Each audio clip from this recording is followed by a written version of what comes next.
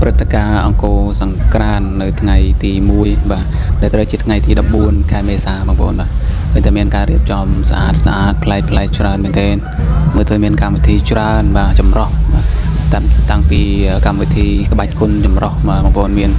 គុនខ្មែរមានល្បុក្កតោមានក្បាច់ខំមួយច្រើនមែនទែន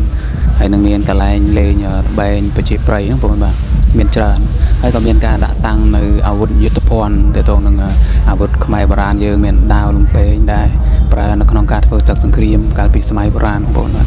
ហើយការរៀបចំហ្នឹងគឺថាមានច្រើនបងប្អូនមានច្រើនមែនទែនហើយមើលទៅបរិយាកាសសប្បាយរីករាយខ្លាំងដោយសារតែមានការចូលរួមច្រើនពីបងប្អូនប្រជាពលរដ្ឋខ្មែរបាទហើយមានភ្ញៀវបរទេសលាយមួយដែរបងប្អូនខ្ញុំដើរជួបគាត់នៅតាមផ្លូវពួកគាត់សប្បាយចូលចិត្តការប្រារព្ធពិធីរបស់ខ្មែរយើងណាបាទជាពិធីប្រពៃណីខ្មែរពួកគាត់ចូលចិត្តខ្លាំងហើយចង់ដឹងចង់ស្គាល់ចង់លេងជាមួយពួកយើងដែរបាទសូម្បីតែមានការក្រុងបាលីមានអីក៏ពួកគាត់ទៅជាលក្ខណៈថាជាលក្ខណៈ respect គ្រប់បាទប្រពៃណីរបស់ខ្មែរយើងណាបាទហើយមានល្បែងប្រជាប្រិយច្រើនបងប្អូនមានការរួមវង់រួមក្បាច់អីណាបាទហើយទស្សនវិជ្ជាមួយនេះគឺអ៊ូអរខ្លាំងមែនទែនបងប្អូនដូចតែបានឃើញអញ្ចឹងគឺថានៅខាងក្រែងក្រមកន្លែងគេតុបតែងមានការរំដួលមានអីហ្នឹងមើលទៅគឺថាមនុស្សចូលចិត្តថតរូបច្រើនដោយសារកន្លែងហ្នឹងស្អាតបងប្អូនស្អាតខ្លាំងមែនទែនមានការជិះសេះបងប្អូនជាពិសេសនឹងការតែងខ្លួនបែបបុរាណបាទមានអាវក្រោះមានអីអញ្ចឹងណាបាទហើយមើលទៅគឺថាយើងដូចឆ្លងសម័យកាលទៅក្នុងសម័យបុរាណនិយាយទៅអង្គរសង្ក្រាន្តឆ្នាំនេះបងប្អូនធ្វើទៅប្លែកហើយអស្ចារ្យខ្លាំងមែនទែនបងប្អូនអស្ចារ្យខ្លាំងមែនទែនអ្នកខ្លះ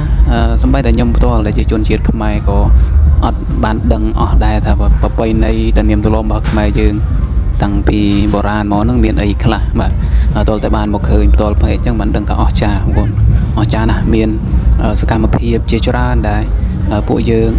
អត់ស្គាល់បាទអត់ស្គាល់ព្រោះតែយើងបានអាននៅក្នុងប្រវត្តិរបស់ដូនតាខ្មែរយើងហើយបើនិយាយពីទស្សនវិជ្ជានៅមុខចំបងប្អូននៅខាងមុខចំបរិវេណហ្នឹងគឺថាមានការពារបាទមានការការពារសុខសុវត្ថិភាពបានល្អខ្លាំងមែនទែនបងឃើញថាមានកងកម្លាំងសម្ដាប់ធ្នាប់ក៏ដូចជាកងកម្លាំងអាវុធហត្ថមើលទៅពួកគាត់គឺថាប្រឹងប្រែងធ្វើការមែនទែនដើម្បីការពារសុវត្ថិភាពសម្ដាប់ធ្នាប់នៅក្នុងកម្មវិធីអង្គរសង្ក្រាន្តទាំងមូលនឹងបងប្អូននិយាយទៅគឺថាសប្បាយហើយព្យាយាមធ្វើម៉េចឲ្យមានការចូលរួមទាំងអស់គ្នាពីបងប្អូនដែរ